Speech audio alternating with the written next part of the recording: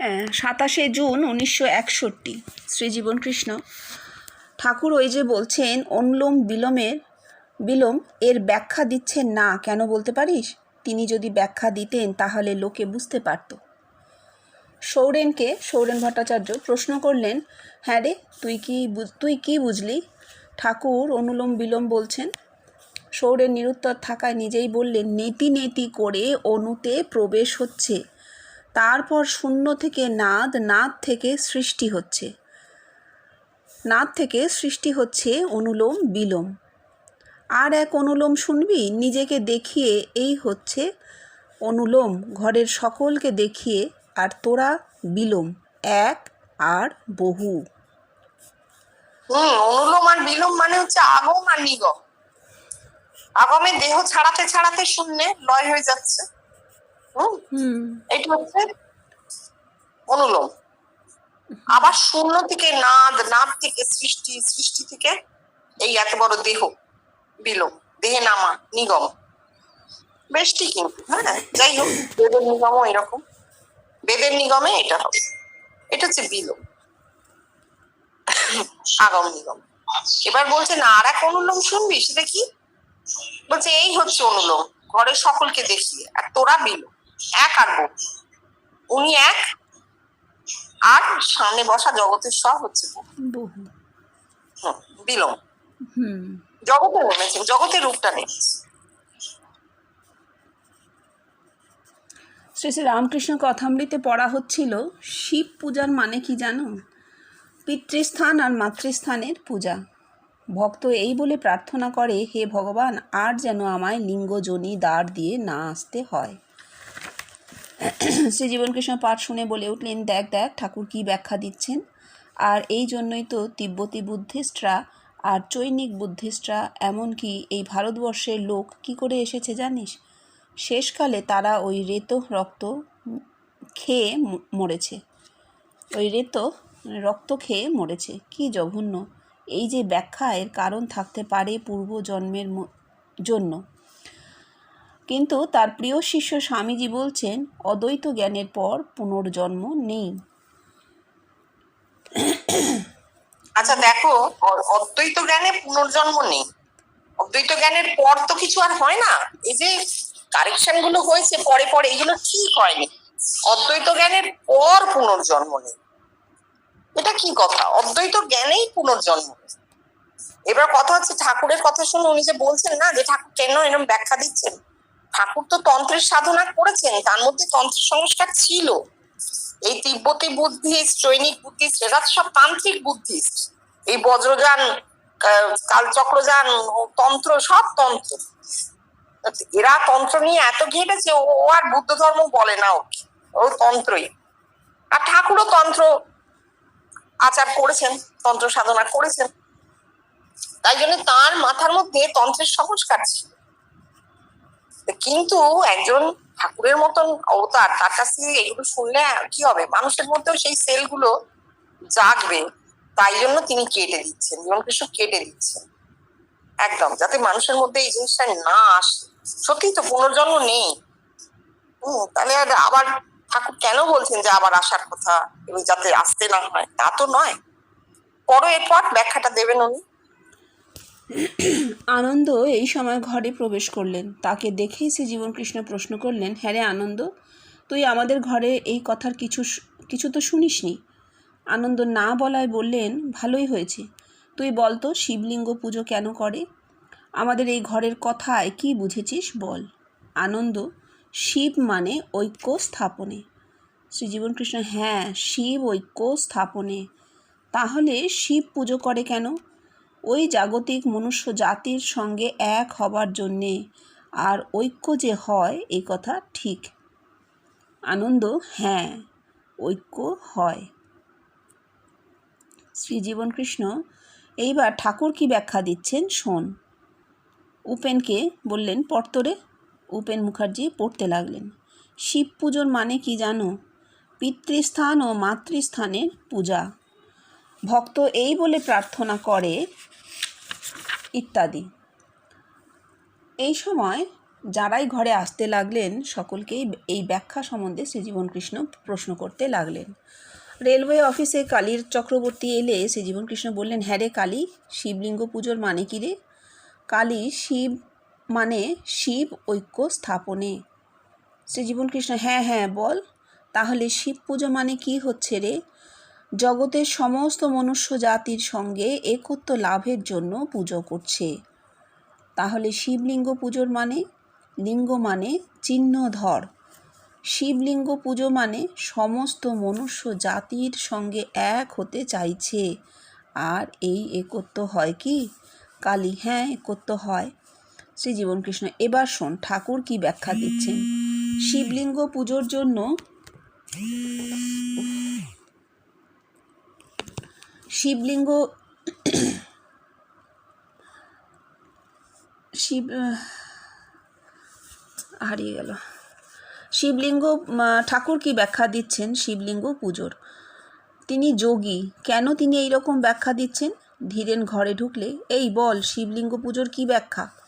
ধীরেন, ঠাকুর কামনাশের জন্য এই রকম ব্যাখ্যা দিচ্ছেন। শ্রীজীবনকৃষ্ণ, কামনাশ মানেই সে রাম হয়ে গেল, কাম রাম হলো।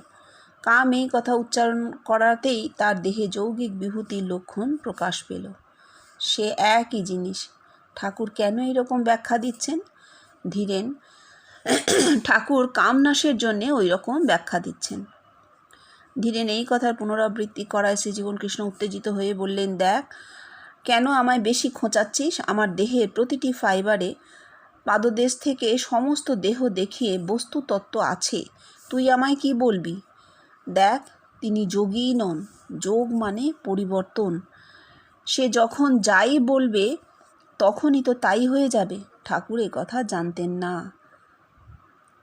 আর তার দেহে প্রত্যাহার কই?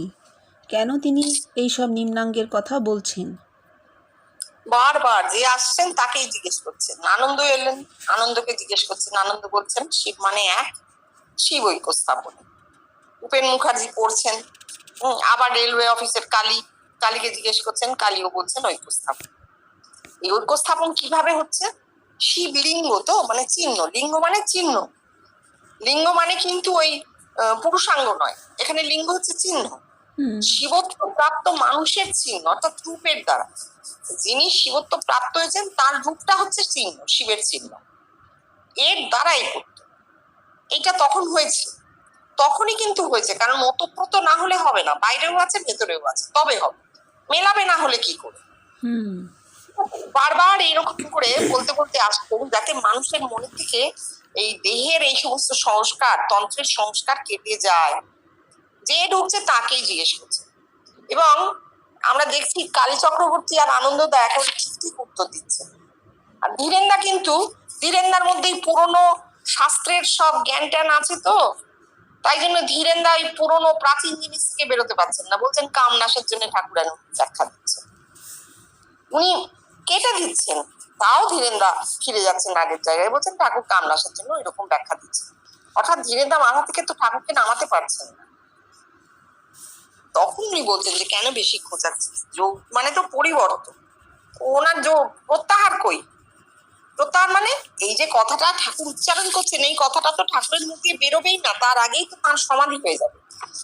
অর্থাৎ এই নিম্নাঙ্গের কথা শরীর তো নেবে না, তার আগেই তো প্রত্যাহার হবে, সমাধি হয়ে যাবে। তা কোথায় হচ্ছে? ঠাকুর তো পুরো কথাটা বলছে। তাহলে তিনি কেমন যোগী? বুঝতে পেরেছ?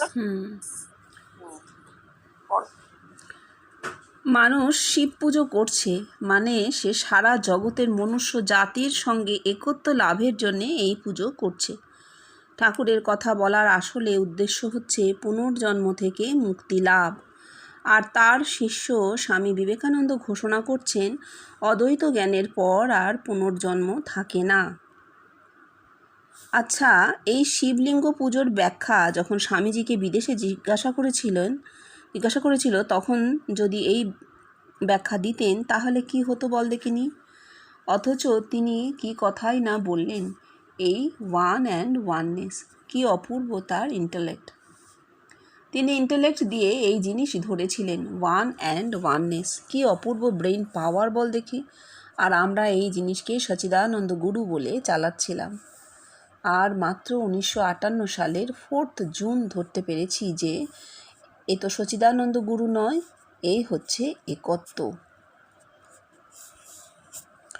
ধীরেনকে হ্যাঁ, হুম তাহলে এইটা বলবার মতো কথা হুম যে ঠাকুরের পর স্বামীজি এসছেন, আমরা সবাই মনে করি তো সত্যি ঠাকুরের তো একেবারে দেহে সাধন হয়েছে, তিনি একজন দেখালো, ভগবান দর্শন হয়েছে।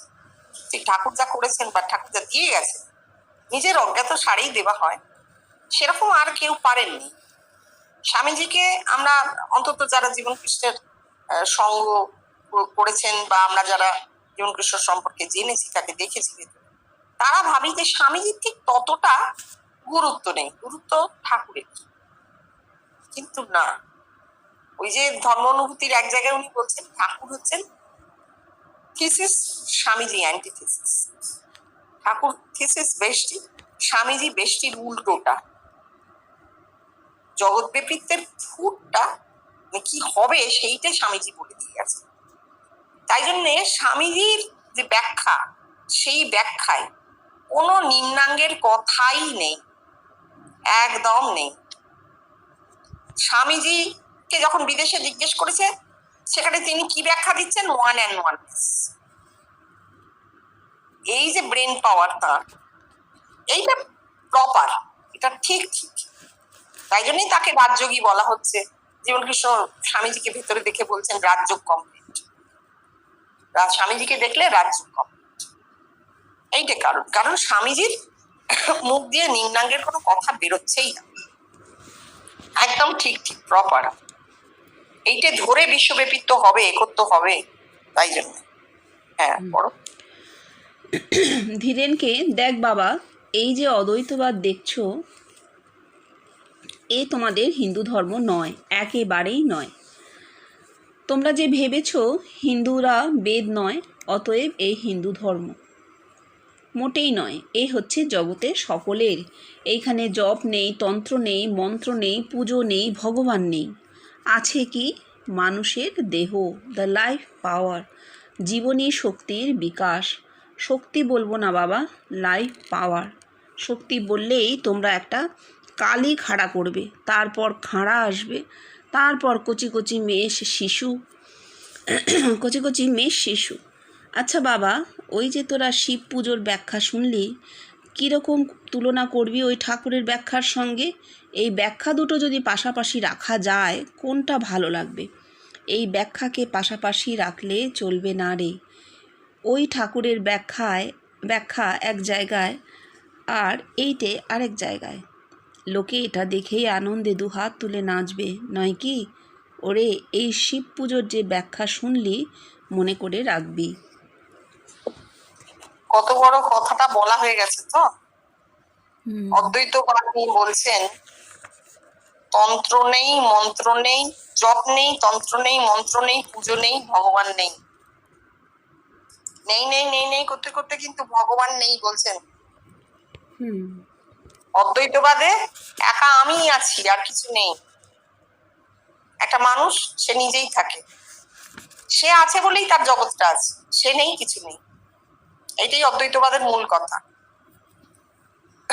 খুব ভালো করে যদি বৌদ্ধ ধর্মের মূল কথা দেখতে পাওয়া যায়, তাহলে সেখানেও এই কথাটাই বলা আছে। আমরা যে বলি যে বৌদ্ধরা ভগবান স্বীকার করে না, তারা নাস্তিক, সেটা এই কারণে। হ্যাঁ, আমাদের যে অদ্বৈতবাদ, সেখানে একটা আছে, অস্তিবাচক ব্যাপার আছে। সেটা কি? আমি আছি, অহমস্মি। আর ওরা সেই অহংটাকেও উড়িয়ে দিচ্ছে, কিছু নেই। কারণ দেহাতীত যে অহংয়ের অবস্থা, সেটা তারা বুঝে। কিন্তু বাকি জিনিসটা এক, দেহের মধ্যে আমি ছাড়া আর কেউ নেই, ভগবান বলে কিছু নেই। এটা তারা যেমন বলছে, আমাদের অদ্বৈতবাদেও কিন্তু তাই। আমি আছি, জপ নেই, তন্ত্র নেই, মন্ত্র নেই, ভগবান নেই। ওটা একটা কল্পনার বস্তু, আমরা খাড়া করছি, করে পুজো করছি, আচ্ছা করছি, দ্বৈতবাদ সৃষ্টি করছি। অদ্বৈতবাদে দুই নেই, আমি আছি। কত বড় জিনিসটা বলেছেন। এবার কথা হচ্ছে যে এটা মানুষ নিতে পারে না। কেন পারে না? কারণ মানুষ সবসময় একটা অবলম্বন চায়। এই হুম দেহটা কিন্তু বাধা। দেহটা যেমন তাকে অনেক কিছু দিচ্ছে, অনেক কিছু আমরা পাচ্ছি দেহ থেকেই, দেহ আছে বলেই, জীবন আছে বলেই, তেমন দেহটা একটা বড় বাধা। কারণ বস্তু বিশ্বে এত সংঘাত যে দেহটা সবসময় একটা সাপোর্ট চায়। এই জন্যে আমরা এটা কল্পনার সৃষ্টি করি। কিন্তু যে খুব শক্ত লোক, যার মন, যার আত্মা খুব উন্নত, তার দরকার নেই দুইয়ের। সে জন্মে আমি একাই আছি। খুব সুন্দর। হুম